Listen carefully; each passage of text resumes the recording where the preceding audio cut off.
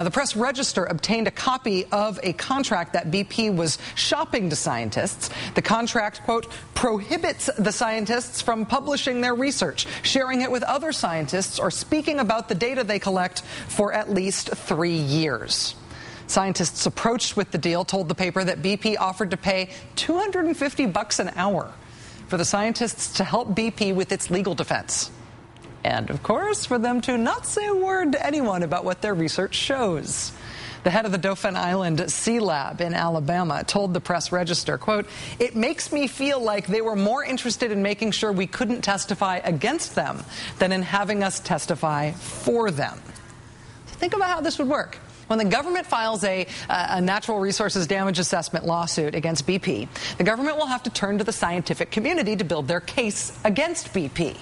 The government will start looking for Gulf Coast regional experts on sharks and marine invertebrates and plankton and marshes and oceanography. They'll be looking to those experts for evidence and to use them as experts. But if all goes well with BP's buy up all the scientists plan, all or most of those Gulf Coast experts will already be on the BP payroll, prohibited by contract from sharing their research with anyone, and prohibited by conflict of interest concerns from participating in the government's lawsuit. Nice plan, right? Ta-da! Or maybe I should say, bada bing. Quote, "We colored people have taken a vote and decided that we don't cotton to that whole emancipation thing. Freedom means having to work for real, think for ourselves, and take consequences along with the rewards. That is just too much to ask of us colored people, and we demand that it stop. Mr. Lincoln, you were the greatest racist ever. We had a great gig, 3 squares, room and board, all our decisions made by the massa in the House. Please repeal the 13th and 14th Amendments and let us get back to where we belong." That particularly nauseating screed written by Tea Party activist Mark Williams on his blog last week. That was apparently a bridge too far for Mr. Williams and for the organization he represents, the Tea Party Express. Both man and Tea Party machine have since been slammed by 2 other groups, the Tea Party Nation and the National Tea Party Federation, which kicked Mark and his group out entirely, seemingly. This is perhaps an unsurprising development, given that Mark Williams is the man most famous in TV land for saying stuff like this. Mark, what you're saying makes sense to me here when I'm hearing what you say, but then I read on your blog, you say you call the president an Indonesian Muslim turned welfare thug and a racist in chief. I mean, yeah, do you believe he's Muslim? Do you really believe he's a welfare thug? He's certainly acting like it. So Mark, the president, is an Indonesian Muslim welfare thug, Williams, and his Tea Party Express have been kicked out of the Tea Party movement, booted. What does that even mean? How do you get kicked out of a movement? How do you get kicked out of the Tea Party movement? Do you have to turn in your frequent protest sign-making card? Do you no longer qualify for a discount on tea bags to staple to the brim of your hat? How do you lose Tea Partier affiliation? Well, let's see here. The Tea Party Express was created by Sal Russo, who is a longtime California Republican operative. The Tea Party Express, Mark Williams' group, should not be confused with a for-profit group that's called the Tea Party Nation. Tea Party Nation is the famous thrower of conventions gone terribly wrong. At its first convention this winter, you'll recall that a former Republican congressman and presidential hopeful called for reinstating literacy tests as a precondition for voting. Yes, Jim Crow, I said literacy tests, as in what century is this again and what country is this? Tea Party Nation Convention Part 2 was to be held this month in Las Vegas. But ticket sales were slow because of the weather, or so the organization claimed. Apparently nobody warned them. It was hot in Vegas in the summer, and Tea Party for-profit convention Part 2 was postponed. The Tea Party Express, Mr. Williams' group, should also not be confused with the Tea Party Patriots, which is a whole other thing. It should also not be confused with the Tea Party Party in Florida. That is an actual registered political party, meaning you can vote for its candidates. Other Tea Party groups think the Tea Party Party are frauds and not really that Tea Party-ish at all, so they want them to be called not the Tea Party, but the TEA Party, so as to prevent confusion. And speaking of confusion, there's also the newly minted National Tea Party Federation, an umbrella group that includes and has alliances with Dick Armey's Freedom Works, the socially conservative right-wing Anti-Gay Family Research Council, the corporate-funded Americans for Prosperity, and until very recently, the aforementioned Tea Party Express.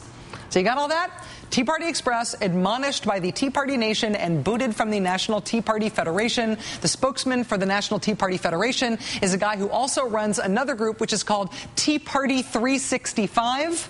And this gentleman, David Webb, apparently has the power to expel Tea Party groups, expel Tea Party people, and to call for other Tea Party conventions. Think what it would mean to this nation if we would have an open forum and a real summit, a real tea summit instead of a beer summit on race relations. All right. He said it, and so it was. The Unity Convention, I didn't make that up and slap them with it. They picked it themselves. The Unity Convention for Tea Partiers who want to talk about race will be held at the end of this month.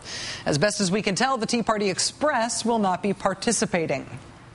The Tea Party movement gets talked about and reported on as a movement, as a cohesive, unified, organized movement that explains a lot in American politics right now. But if this is organized, what counts as disorganized?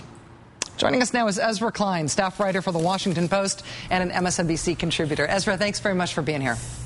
Good evening, Rachel. You're going to need to borrow Glenn Beck's blackboard to do that, I think. The good news, though, is that I could do part of it with a stencil, because all of the groups all say Tea Party in them somewhere, so you could just stencil that all over the board and then fill in all the modifiers. But we need visuals. Yeah, I know. The confusion here is, I mean, the way that I'm talking about it makes it sound confusing, but it's no less confusing in real life. And I feel like the common wisdom, especially in Beltway reporting, is that the Tea Party is this cohesive movement with leaders and an agenda and clear demands, and in real life, when you really report on them, it just doesn't seem like they're like that. No, and I should say I'm not a main reporter on Tea Parties, but I'm a reporter on Washington politics. And what's interesting here is that you're having a movement that is not internally cohesive, essentially taking over a movement that is not only internally cohesive generally, but also quite powerful, which is the Republican Party.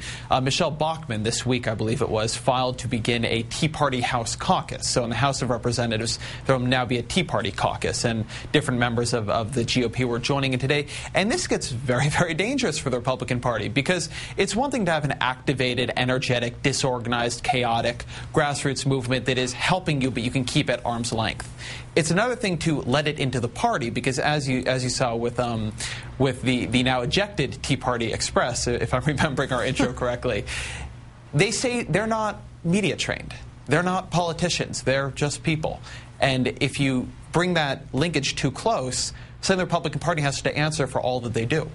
In terms of the way that this movement, this sort of disorganized movement, is affecting the very, very organized Republican Party, where do you see manifestations of that influence? What has happened in Republican politics that you think reflects the power of this movement? Well, you can name, and I think John Shea pointed this out at the New Republic, you can name at least 4 Senate races that look to be endangered because of the Tea Party. In Nevada, of course, they were going to knock off Harry Reid. And then Sharon Engel won because of Tea Party support. And now Reid has been up in 3 straight polls. In Florida, you had Charlie Crist was a lock to win that Senate seat. Then Marco Rubio looked like he would beat him in the primary. Crist moved into the middle and now seems to be ahead, running a sort of a centrist Democratic coalition. You have in Pennsylvania, you also had, it wasn't exactly Tea Party, but it was allied, where Specter was driven out of the party. He then became the Democrats' 60th vote on health care reform, then was knocked out by Specter. By Sestak. I'm not as good at this as you are. And so now it looks like they may lose that election too. So you can go sort of on and on and on down the line, and at the end of the day, the Tea Party, which has given a lot of energy to the Republican Party, may actually end up taking seats away from it. One last point, Ezra, on the issue of deficits. Does the base, either as articulated through the Tea Party movement or not, care enough about deficits that proposals like Marco Rubio's, like all of these other candidates who are proposing big tax cuts without paying for them, does that pose a potential political problem for them if these base voters really do care about deficits? but the base voters really don't. There was a Tea Party poll, I believe it was in the New York Times about a week ago, that asked directly, which would you prefer, that the Republicans and the government in general focus on, tax cuts or deficit reduction? Tax cuts won out about 49 to 42 or 43. So there doesn't really appear to be a conflict there. Like the Republican Party itself, deficits are convenient for now, but tax cuts tend to be the actual priority. Ezra Klein, staff writer for The Washington Post and MSNBC contributor. Next time we'll do the whole thing with puppets, okay? Thank you. All right, thanks.